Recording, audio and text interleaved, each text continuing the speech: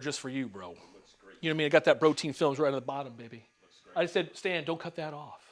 That's my boy. Took that shot. All right, welcome back to South Omaha Speed. We appreciate you joining back in on the motorcycle build. We've made some headway. Got together with One Nut Nate.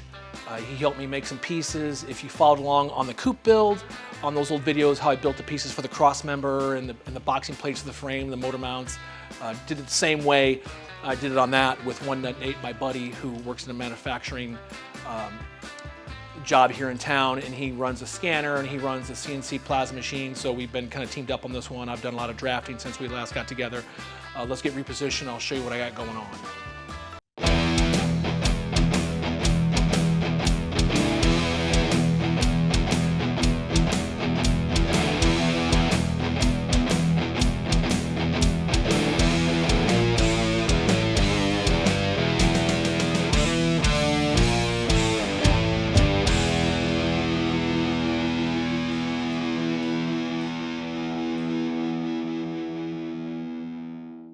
Okay, so I'll just walk through the process real quick. The One Nut Nate process, and him and I, we collaborate and manufacture pieces.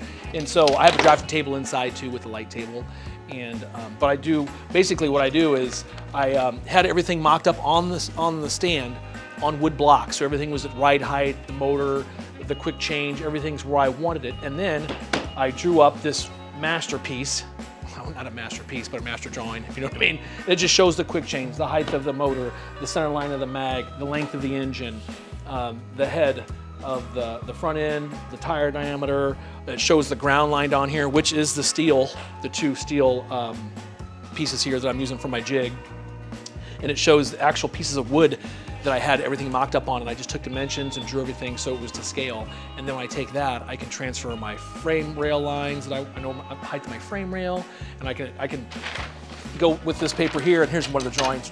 Nate's got most of them, but like this is an example of what the transmission mount looks like. And I can put it on here and line it up on the frame rail, and then come up here and get the center line of the mag through here and line it up with my hole. And I'll show you this piece on the bike and kind of show you what it looks like after it's built. So let's go look at that next. Okay, so over here at the bike, this is the actual piece we just looked at here. And there's the circle, and that is the template basically of the paperwork. He scanned it, he drew it in the CAD, he cut it out.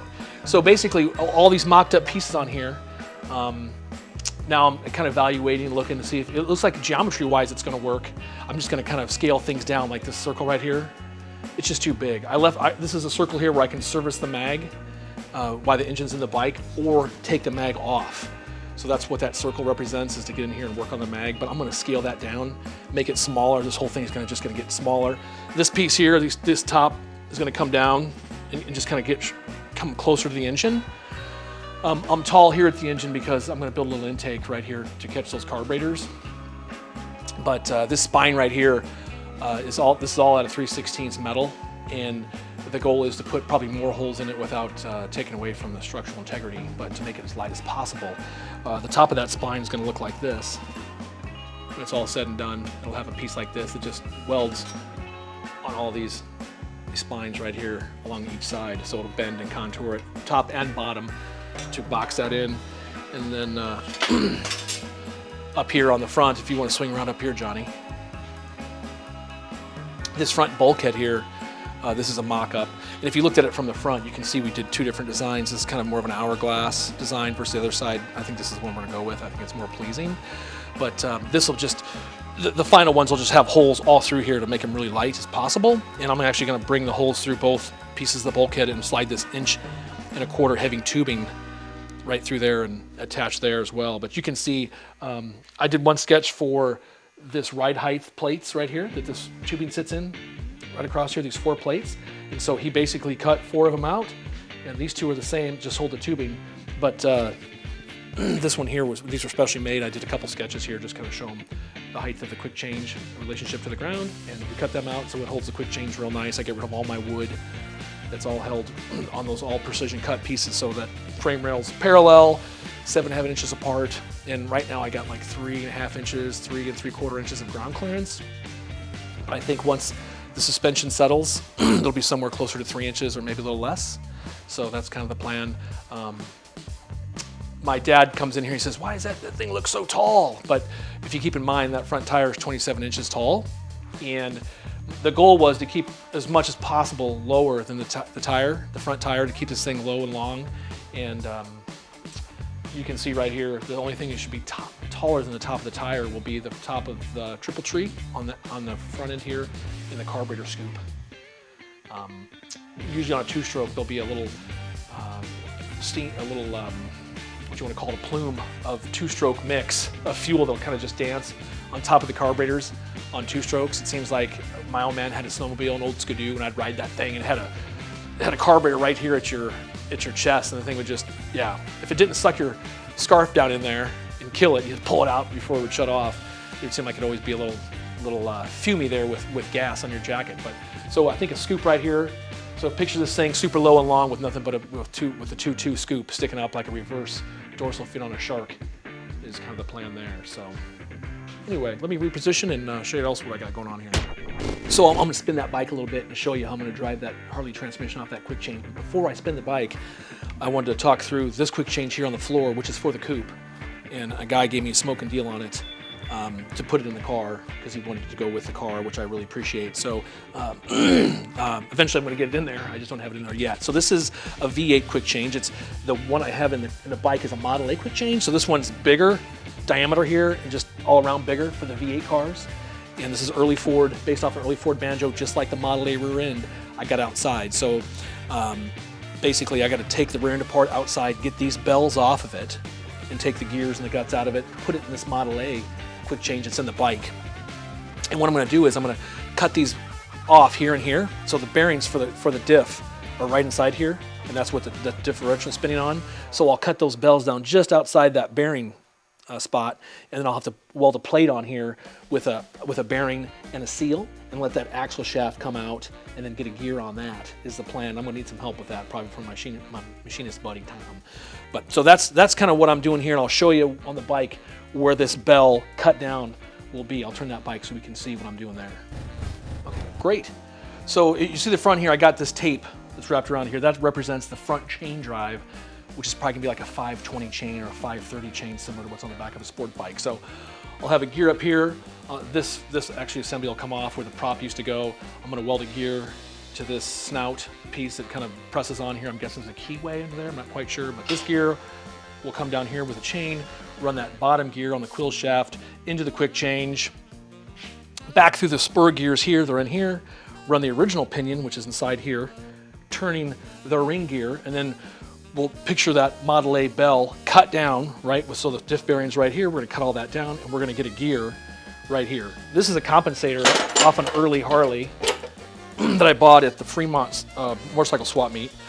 So I gotta talk to Tom Ross and see if we can put some splines in a shaft and get something like this on here. But this kind of helps take away the shock from going through the transmission, changing gears. And anyway, so I'm thinking about using something like this. That's a double chain, so it'll be out here on this bell. And so the chain goes from here, and then after that, it's just normal Harley stuff, right? So I have the clutch for this transmission, and this transmission is like I think it's a 95 Dyna training. And so I have the clutch here that goes here that accepts that same chain, from what I understand. So I'm just gonna run that chain back through here with some kind of tensioner. And then that'll be I'm gonna convert this from belt drive to chain drive from here back to the rear wheel. So that's kind of how this thing's gonna be, how the power is getting to the back wheel, if that makes sense. So there's been a lot of questions on this thing from the first couple videos. Hey, what are you doing there? How's that gonna work? I hope that explains things a little bit. And that's what we got going on there. So as you're looking from the back of the bike and you see the seat here, a lot of time those really low bikes, it seems like they sit on top of them.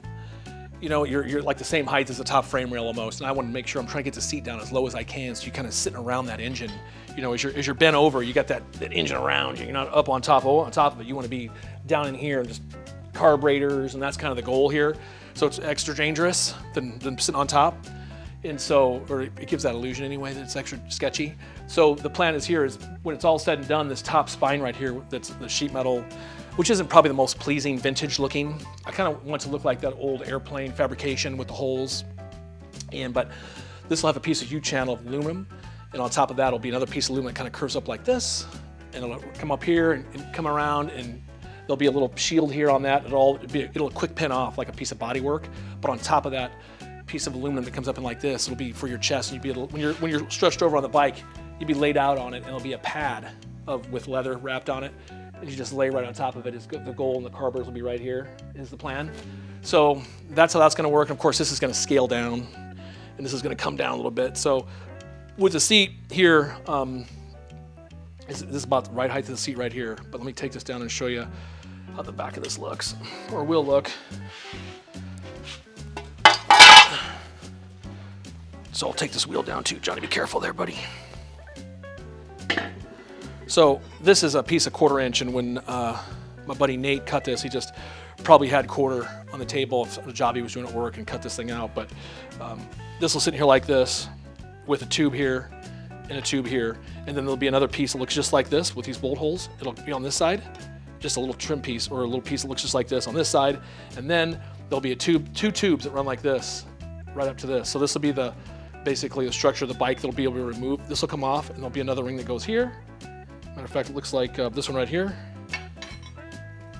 This will bolt on here like this with a bunch more holes in it to make it lighter. And then between those two pieces, there'll be 2 tubes. So you'll be able to take this center section completely out. This stays, this piece comes off, the seat comes out, you'll be able to pull the tranny out right out of the top, is the plan there.